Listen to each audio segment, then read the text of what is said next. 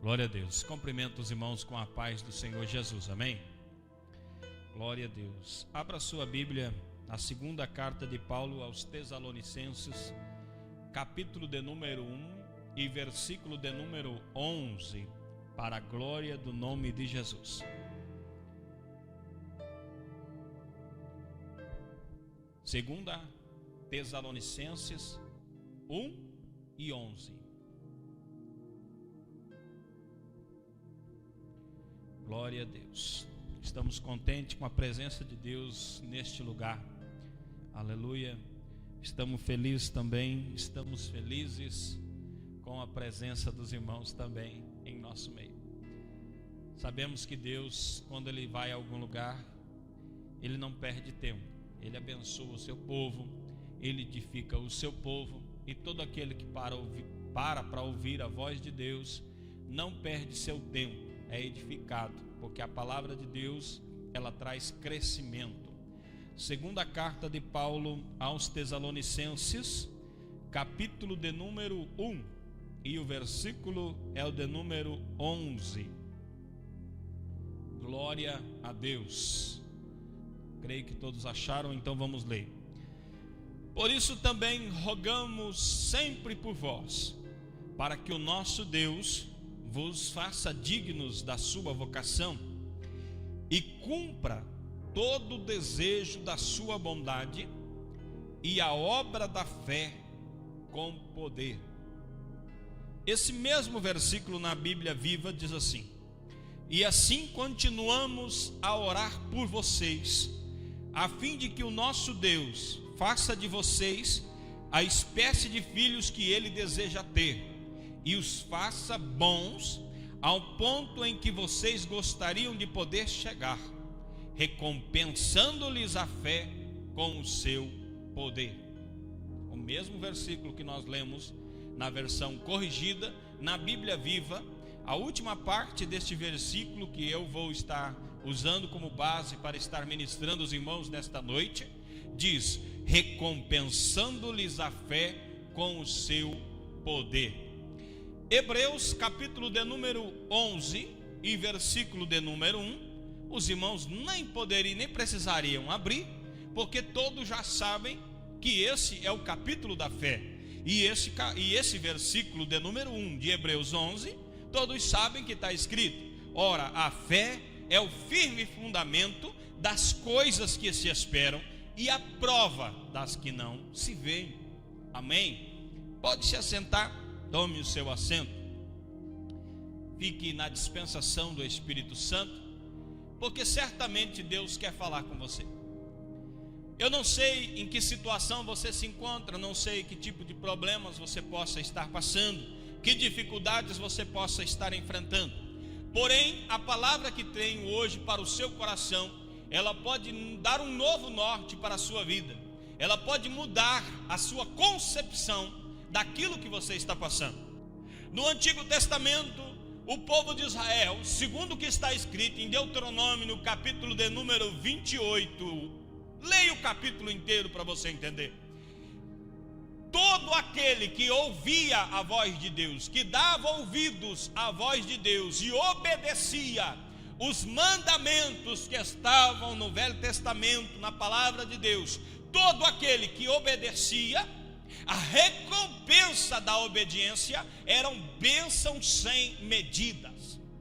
O povo de Israel, quando obedecia a Deus, segundo o que está escrito em Deuteronômio, no capítulo de número 28, Deus o abençoava de tamanha forma que a bênção corria atrás deles. Eles não precisariam correr atrás das bênçãos, as bênçãos é que os perseguiam. E hoje, no Novo Testamento, nós temos algo diferente. É claro que todo cristão deve obedecer a palavra. Eu não estou dizendo aqui que o crente não tem que obedecer. Eu estou falando que o crente tem algo a mais. E esse algo a mais, na igreja do Novo Testamento, no povo do Novo Testamento, chama-se fé. A fé pode tudo. Não existe limites para a fé. Você pode estudar a Bíblia, Você pode decorar a Bíblia toda, mas a fé supera tudo isso. Você pode fazer cursos, faculdades, ter conhecimento exageradamente, mas se não tiver fé, você ainda não é nada. Você precisa usar a fé. A fé é sobre tudo o que o homem está passando, toda a situação. A fé supera tudo isso. Vou dar um exemplo. A Bíblia diz em Isaías capítulo de número 53: pelas suas pisaduras fostes sarados. Se a Bíblia diz que pelas suas pisaduras nós somos sarados, a Bíblia está dizendo que pelo que Cristo fez por nós, as doenças do nosso corpo foram tiradas. A palavra está dizendo que o crente não tinha que estar doente de nenhum tipo de enfermidade, porque Cristo já pagou por isso. Lá na cruz, ele venceu o pecado e a morte. Então nós não temos que passar por enfermidade. Mas irmão, tem gente enferma. Use a fé, porque a fé muda a situação. O médico diz incurável. O crente usa a fé, se tornou curável. O juiz diz impossível. O crente usa a fé, se tornou possível. A fé muda. A fé muda a história. Porém, se nós sabemos, é claro, isso os irmãos devem concordar. Acredito que os irmãos não estão discordando do que eu estou falando. A fé pode mudar qualquer situação. Mas se nós sabemos, então, nós estamos concordes de que a fé muda qualquer situação, e que se usarmos a fé, a depressão vem, mas volta, não consegue ficar. A tristeza vem, mas ela volta.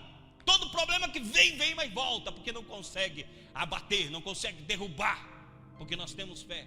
Se nós sabemos disso, por que é que muitas vezes nós sofremos tanto? Por que é que muitas vezes nós fracassamos tanto? Por que é que as igrejas não estão cheias de pessoas para agradecer a Deus pelos grandes milagres que eles têm feito? Por que é que as igrejas muitas vezes estão cheias de pessoas que estão mendigando um milagre, quando que milagre era para ser comum no meio da igreja? Por quê? Vou dizer. Existem situações que nós precisamos observar. O que gera fé? O que gera fé? Nós precisamos de fé. O que gera fé? Primeira coisa que gera fé: palavra. Palavra de Deus. Não, eu não disse o programa do Silvio Santos. Eu não disse que aquele canal do YouTube. Eu disse palavra de Deus. A Bíblia diz em Romanos capítulo de número 10, versículo de número 17: a fé vem pelo ouvir, e ouvir da palavra de Deus. Por que a igreja mais antiga tinha mais fé? Porque ouvia mais a palavra de Deus. Porque não ouvia tanta coisa desse mundo, não ouvia tanta voz do inimigo, mas ouvia bastante a palavra de Deus. Nós vivemos uma geração em que as pessoas gostam de cantar, gostam de participar do culto, mas não gostam de ouvir a palavra de Deus. E se essa palavra for palavra de confronto, então ela sai correndo. As pessoas gostam de ouvir palavras que dizem: Deus está te abençoando, Deus está te curando, Deus está te libertando, levanta a mão e a sua vida está resolvida. E a pessoa está com um problemão, levanta a mão acreditando que só no levantar da mão tudo se resolve. Promessas vazias, mensagens sem argumento, mas as pessoas gostam de ouvir isso. E os pregadores estão entrando nessa. Mas palavra de Deus, palavra que confronta o ser humano, que pede para ele mudar, para ele tomar uma atitude diante de Deus, eles não gostam de ouvir. Mas é essa palavra de confronto, palavra de Deus que confronta você e põe você num lugar, é que vai gerar fé em você. A palavra de Deus gera fé. Passemos a ouvir mais a palavra de Deus. Segunda coisa que gera fé em nós: o testemunho. Testemunho gera fé. Existe um ditado popular que diz: o testemunho arrasta. Por quê? Porque a pessoa ouvindo o testemunho, ela acredita. Se aconteceu na vida de A, acontece na minha. Se aconteceu na vida de A e B, também pode acontecer comigo.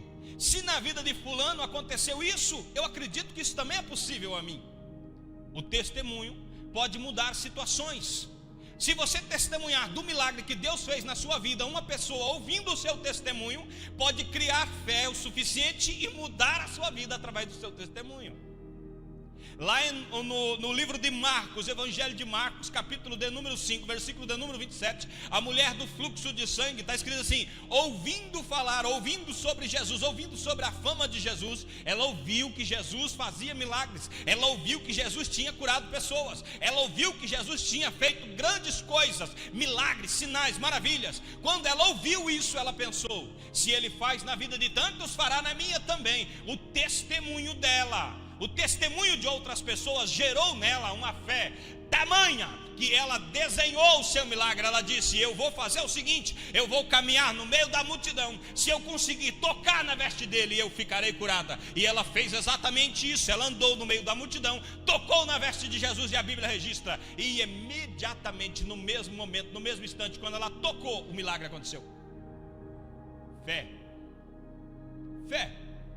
E a prova é a fé, porque Jesus disse: filha, vai em paz, a tua fé te salvou.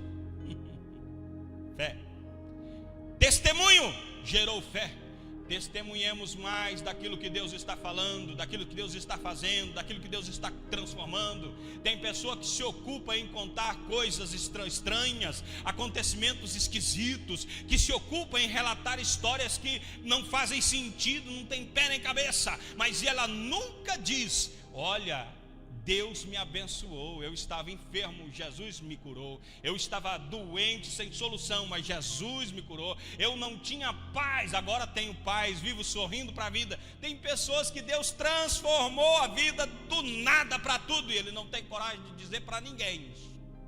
É um agente secreto de Jesus, fechou a boca e não fala para ninguém. Não quer contar? Conta. Testemunho gera fé. Outra coisa que gera fé: experiência. A Bíblia diz em 1 Pedro capítulo de número 1 e versículo de número 7: assim acontecerá, para que a sinceridade da vossa fé seja atestada, muito mais preciosa que o ouro que se corrompe, ainda que refinado pelo fogo, resultando em louvor, glória, honra, quando Jesus Cristo for revelado. Quando a nossa fé é testada, gera experiência, e essa experiência vai gerando cada vez mais em nós fé. Note que eu estou citando palavra, testemunho, depois experiência. É nessa ordem. O que a igreja está fazendo hoje? A igreja está querendo a experiência, não liga para o testemunho e não quer ouvir palavra. A experiência está em terceiro lugar. A sua própria experiência com Deus, ela vem depois de ouvir a palavra, depois de ouvir testemunhos de pessoas. Quando acontece na nossa vida, então nós começamos a ter fé. A nossa fé é aumentada na medida que as coisas vão acontecendo em nós. Primeiro, palavra. Segundo, testemunho. Terceiro, a nossa própria experiência. Romanos capítulo de número 8, versículo de número 28 também diz: estamos certos de que Deus age em todas as coisas com o fim de beneficiar todos os que amam, dos que foram chamados conforme o seu plano. Deus está trabalhando, tudo que está acontecendo está concorrendo para o nosso bem. Deus não quer nos açoitar para nos castigar. Deus não é ruim, Deus é bom. Se Ele está nos provando, se a nossa fé está sendo testada, é porque Deus quer que nós cresçamos, que nós nos corrigimos, para que nós alcancemos a glória, o lugar perfeito, a Sião celeste. Segundo Coríntios capítulo de número 4, versículo 17 também diz: pois as nossas aflições leves e passageiras estão produzindo em nós uma glória incomparável, de valor eterno. E quando você é testado, quando você tem experiências, essas experiências também geram fé.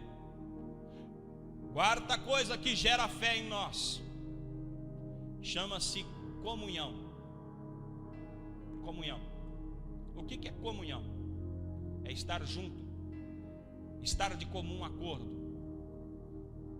é vir à igreja, congregar e participar um do outro. Isso é comunhão. A Bíblia diz em Atos capítulo de número 2, versículo 42 e 43: e perseveravam na doutrina dos apóstolos e na comunhão, e no partir do pão e nas orações. Perseveravam em comunhão, e em toda a alma havia temor. Agora vírgula, e diz a Bíblia: e muitos sinais e maravilhas se faziam pelos apóstolos, entre eles. Então, quando há comunhão, sinais de Deus acontecem em nosso meio. Deus começa a agir. Uma igreja que é unida, Deus faz milagre. Quando a igreja se une no mesmo foco, Deus opera. Quando Deus opera, a igreja vê, dá glória a Deus e gera fé. Irmão, cá para nós, a maioria dos crentes hoje já não acredita em milagre. Ele acha que essas coisas, não, isso aí, irmão, isso aí não. Teve um camarada que teve a audácia de dizer para mim: pastor, muita coisa na Bíblia não aconteceu daquele jeito que está. O camarada é crente, do jeito que está na Bíblia. Por exemplo, irmão, aquele negócio que Deus abriu o mar vermelho, isso nunca aconteceu, irmão. Aquilo ali é uma ilustração. Eu falei: não, então Deus não abriu o mar vermelho. Não, aquilo ali, irmão, não é. Eu falei: irmão, não acredita que Deus fez o mundo, que foi Deus que criou os céus e a terra e tudo mais que existe?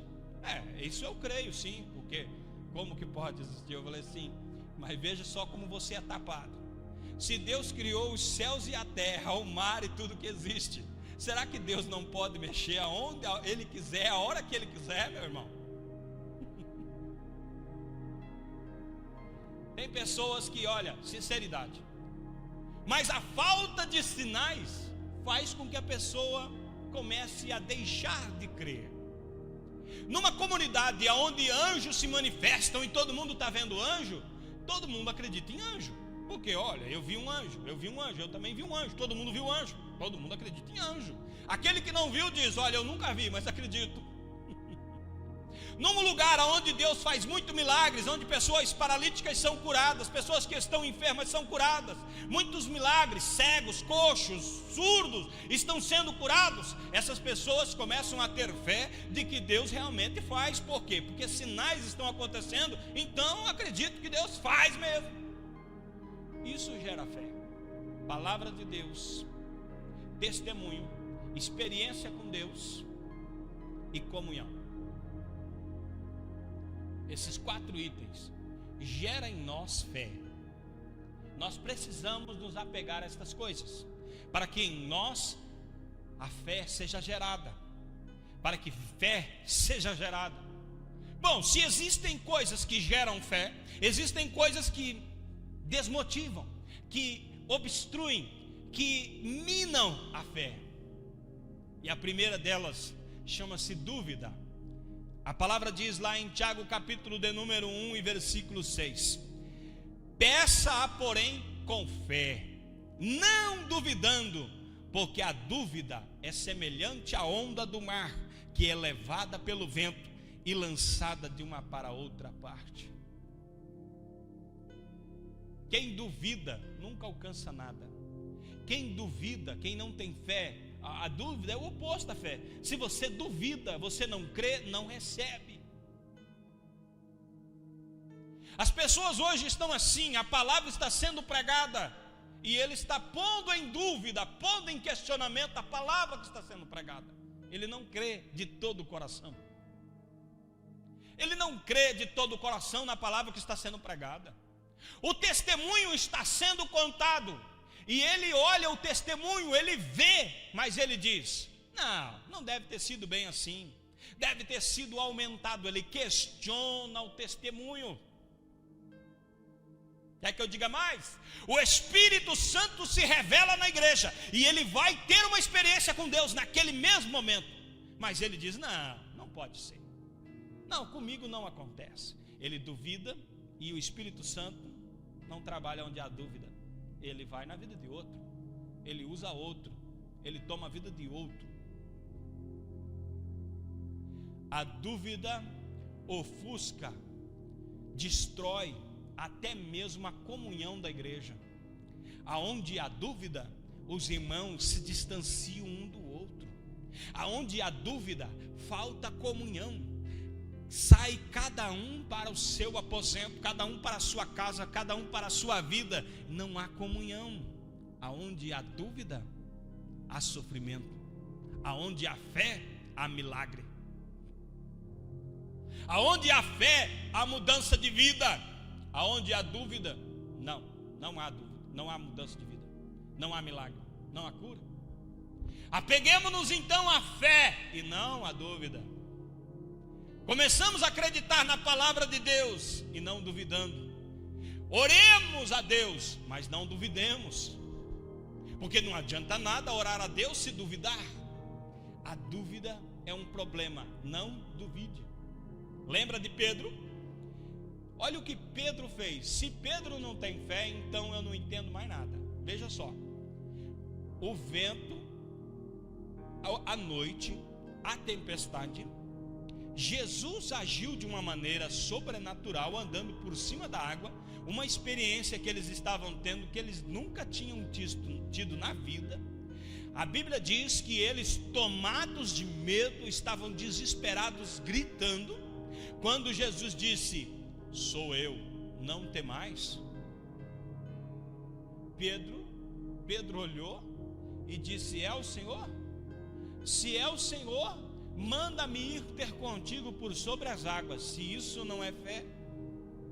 Então Pedro disse isso e Jesus disse: venha, Pedro. A Bíblia relata, a Bíblia não omitiu, a Bíblia registra que Pedro desceu do barco. Pedro colocou os pés por cima das águas, exatamente como Jesus estava fazendo. E a Bíblia ainda vai além, a Bíblia diz: e andou por sobre o mar. Ele andou, ele não só desceu do barco, ele andou. E quando ele está andando, olhe bem o grau que Pedro está. Antes ele estava num barco lutando para sobreviver, agora ele está andando por cima da água. Olha a diferença de situação.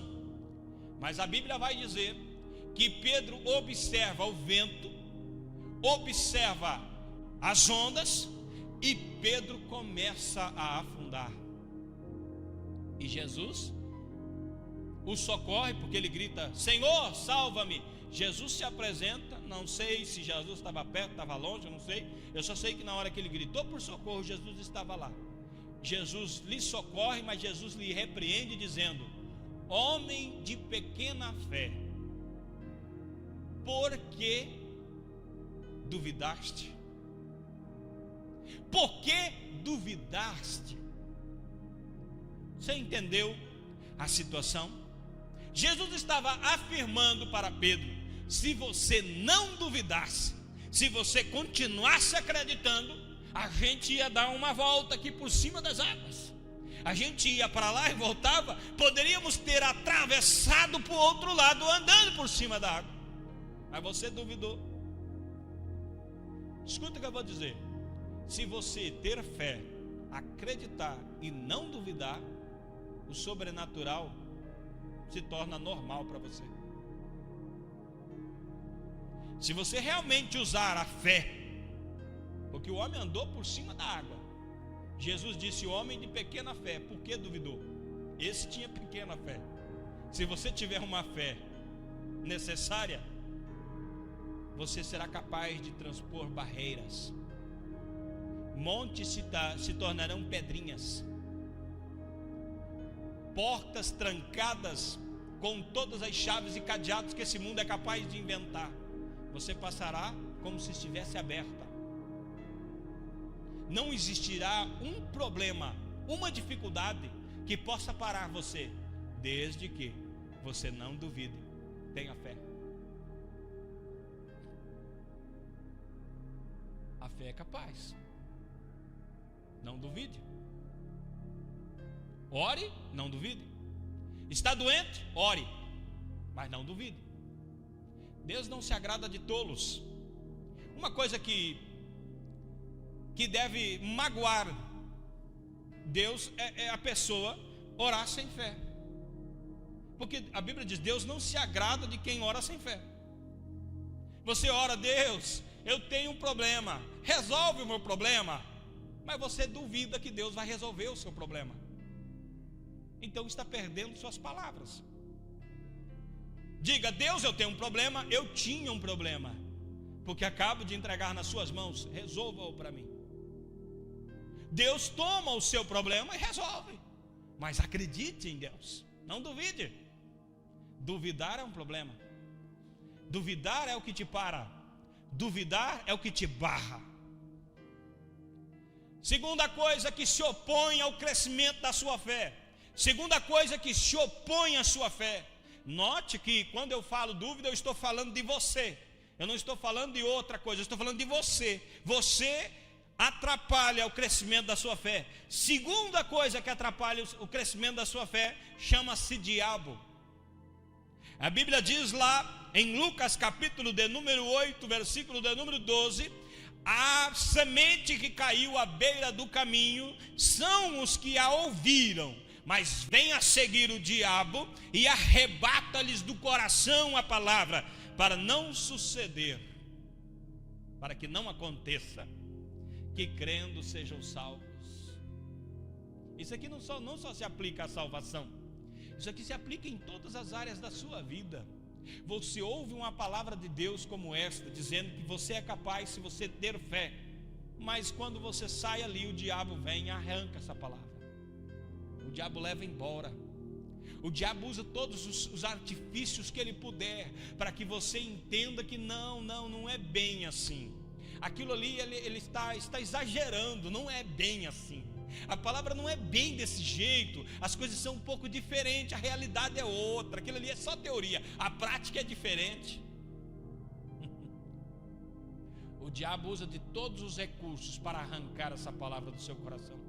Eu disse arrancar essa palavra do seu coração. Vou dizer terceira vez: o diabo quer arrancar esta palavra do seu coração. E para isso ele vai usar tudo, irmão. Ele vai usar tudo o que ele puder. Ele vai usar a televisão, vai usar o rádio, vai usar as pessoas, vai usar o celular. Ele vai usar tudo o que ele puder para arrancar a palavra do seu coração. Porque se ele arrancar a palavra do seu coração, você não terá fé. Você não tendo fé, o milagre não acontece, a bênção não chega. E olhe lá se você conseguirá ser salvo no final. Sabia disso? O diabo trabalha desde o princípio arrancando, tirando a palavra. Porque a palavra produz fé, a palavra produz salvação, a palavra produz fortaleza. Um crente que não deixa o diabo arrancar a palavra do coração se torna forte. Vem vento e vai vento, ele continua de pé. O crente que não deixa a palavra no coração, mas deixa o diabo levar, qualquer ventinho ele cai, desmaia. Liga para o pastor e diz: pastor, não aguento mais, é uma luta tão grande, pastor. Aí o pastor vai correndo lá para ver a luta, falando: isso não é tempestade, irmão, isso aí é neblina. Isso é apenas uma neblina, meu irmão. Nem está ventando, e o irmão está tão desesperado, porque não tem palavra no coração. Precisa ter palavra. Terceira coisa que desmotiva ou luta contra a tua fé. A Bíblia diz em 1 João capítulo 5, versículo 4: porque todo o que é nascido de Deus vence o mundo. E esta é a vitória que vence o mundo, a nossa fé. O que você entende por mundo? Já que a Bíblia diz que Deus amou o mundo de tal maneira que enviou o seu filho, você fica pensando: mas se Deus amou, eu tenho que vencer? Como é que é isso? Quando a Bíblia está falando Deus amou o mundo, Deus está falando das pessoas do mundo inteiro. Deus amou todos. Quando a Bíblia está dizendo vence o mundo, está dizendo do sistema em que nós estamos inseridos, esta situação em que você está inserido. As pessoas não compartilham da mesma fé que você, e se elas não compartilham desta mesma fé, elas militam contra esta fé. E a única coisa que vai vencê-las não são artifícios mundanos, não são coisas que você aprende no Domingão do Faustão, não são coisas que você aprende na televisão, no rádio, ou no Facebook, no YouTube. O que vence o mundo é a fé. Fé é esta que eu digo de novo, que é gerada pela palavra de Deus, que é gerada pelo testemunho, que é gerada pela experiência com Deus, que é gerada pela comunhão com os santos.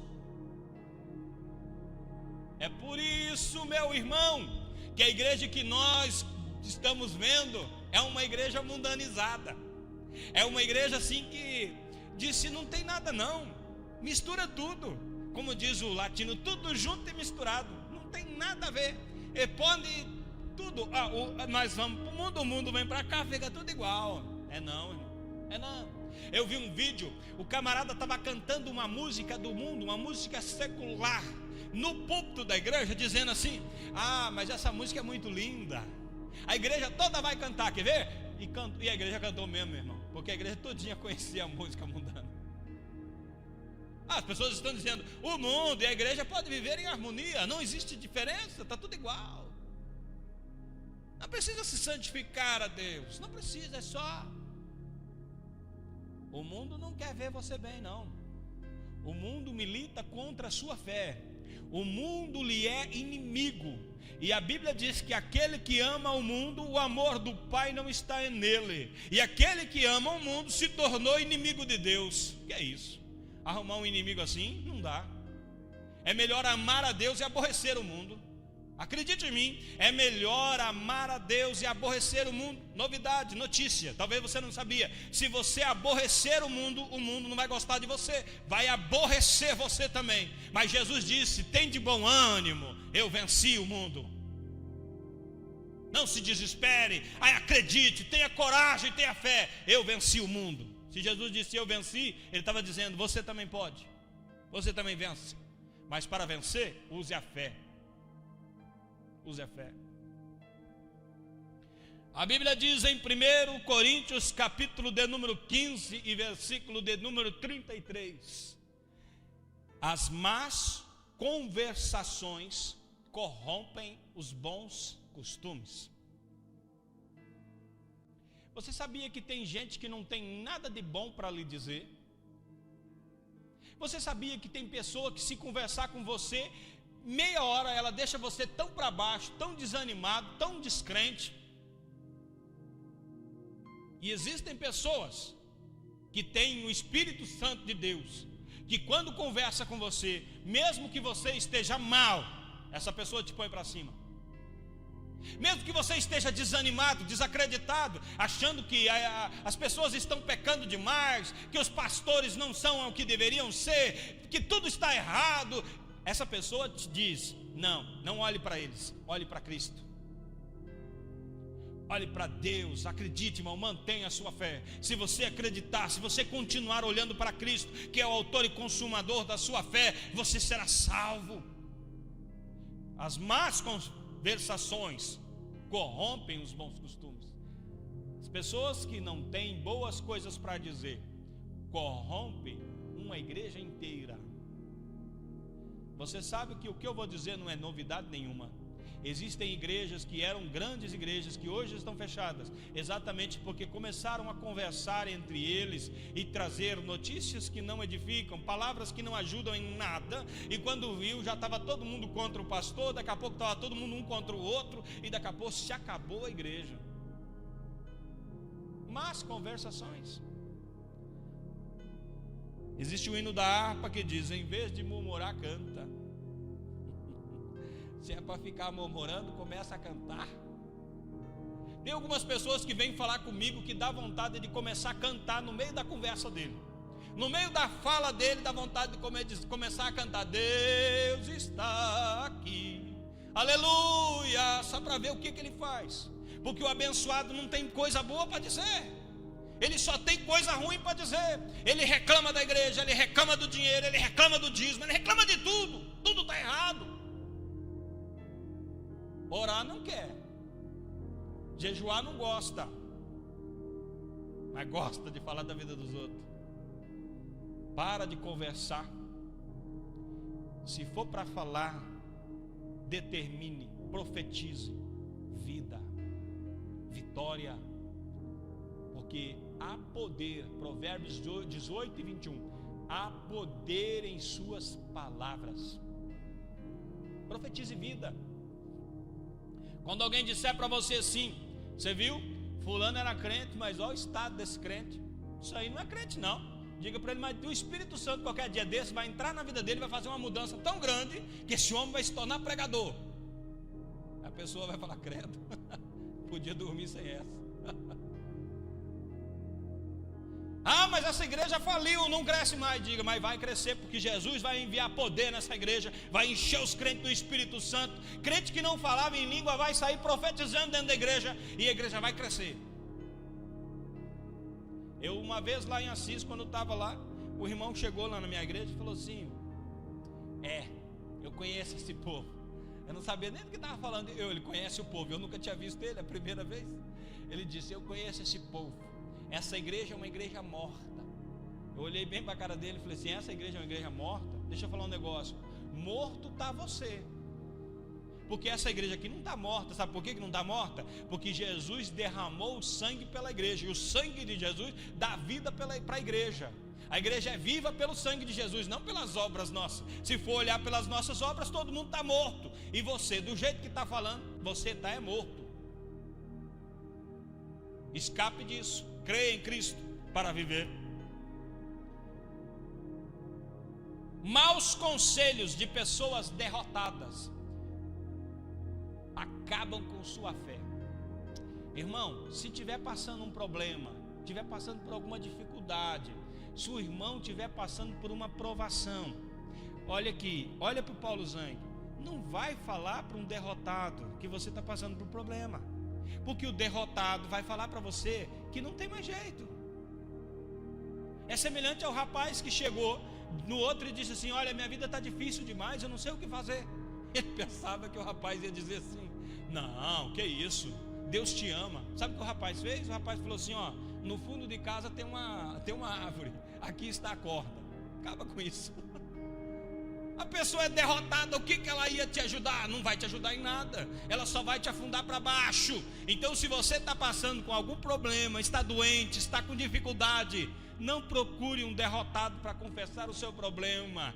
Procure alguém que pode te ajudar. Procure um vencedor. Procure alguém que tem fé em Deus de verdade, porque essa pessoa pode te ajudar.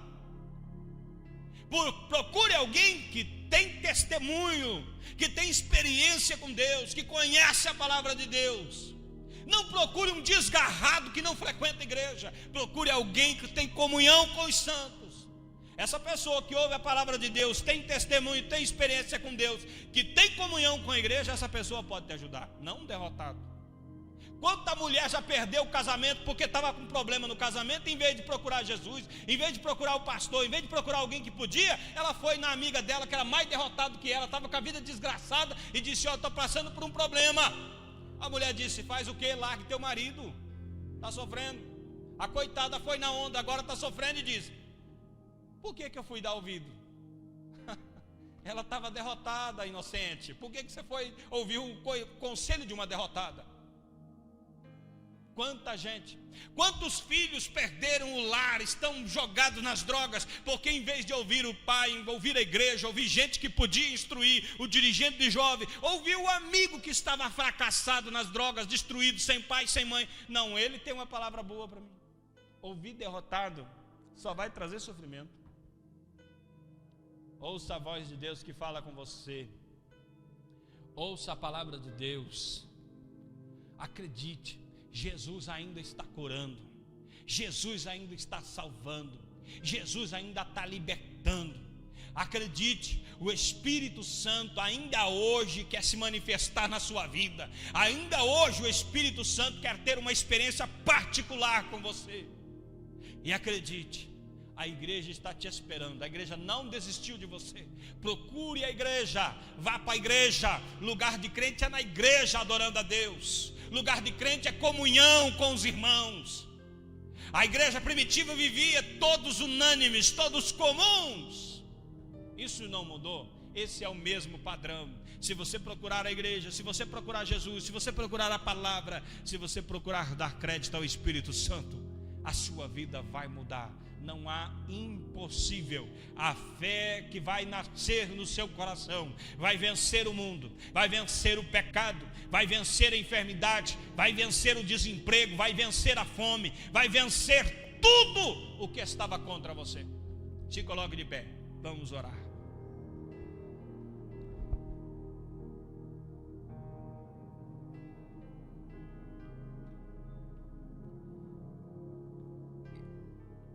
Tem desouvido a palavra. A palavra foi pregada, não com toda aquela eloquência que se espera de um pregador.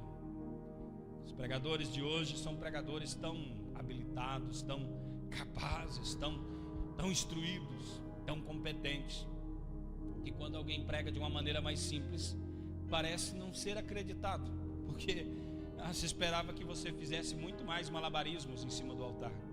Se espera que o pregador ele seja tão dotado de dons espetaculares para que a igreja olhe para ele e acredite. Ô meu querido, o pregador não vai mudar a tua vida. O que vai mudar a tua vida é a palavra, se você der crédito na palavra. Não importa se o pregador é grande, se o pregador é pequeno, se o pregador prega bonito, se o pregador prega feio, se o pregador prega bastante conhecimento ou pouco conhecimento. O que vai mudar na tua vida é você dar crédito na palavra de Deus. Acredite, o que eu preguei é a verdade, e a verdade liberta, a verdade transforma, a verdade levanta. Acredite na palavra.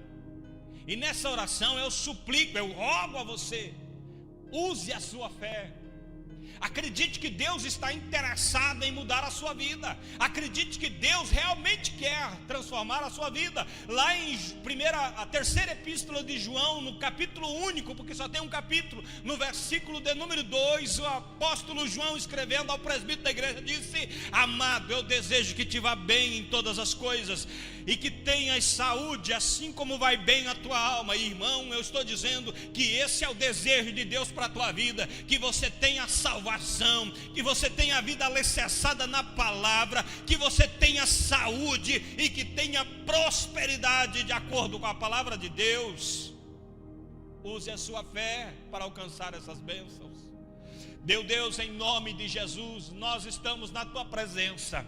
A tua palavra foi pregada e nós conhecemos de que tu és um Deus que não volta atrás em tua palavra, que aquilo que o Senhor usa os teus servos, pregadores da tua palavra, de acordo com a vontade do teu Espírito, direcionado pelo Espírito, se alguém der crédito a essa palavra, se cumpre, milagre acontece. Ah, Deus, lembrando que nada é impossível para ti, nada é impossível para ti, nada é difícil para ti, nada é complicado para ti. Mas parece que para nós tudo é complicado, tudo é difícil, tudo é impossível. Meu Deus, ajuda-nos. Nós estamos orando como os discípulos estavam pedindo. Acrescenta-nos a fé, ajuda a nossa fé a crescer, meu Deus. Ajuda que para que nós gastemos mais tempo em produzir fé em nós, para que possamos vencer o pecado, para que possamos vencer o mundo, para que possamos vencer o diabo, em nome de Jesus, como diz a tua palavra, sermos muito mais que vencedores através da palavra e do sangue do Cordeiro.